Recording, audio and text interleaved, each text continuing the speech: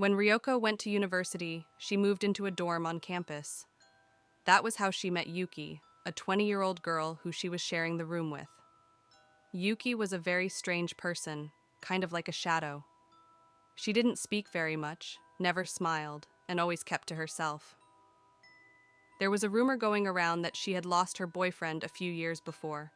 Late one night, she heard Yuki getting out of bed and leaving the room. At first, Ryoko thought she was just going to the toilet and didn't really pay any attention.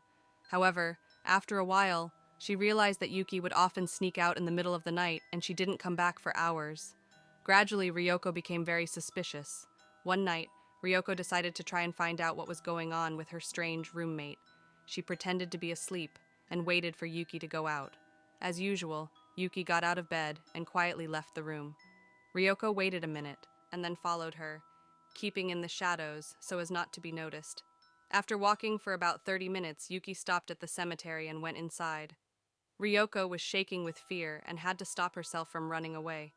She peeked over the wall and watched as Yuki knelt down in front of a gravestone and embraced it. There was a look of ecstasy on her face and she was laughing hysterically.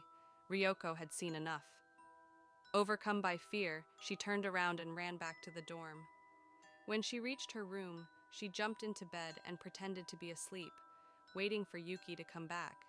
However, her roommate never arrived, and soon she fell fast asleep.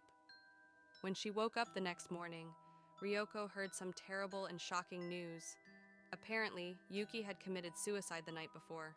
She slit her wrists in the cemetery and bled to death. She was found lying on her boyfriend's grave. Ryoko was horrified. Yuki didn't have any family and nobody arrived to collect her belongings. After 3 days, Ryoko became curious. She began cleaning up the room and poked around in Yuki's luggage. She found a diary and flicked through the pages. When she came to the final page, she froze. There, in blood-red letters, were the words, "I know you saw.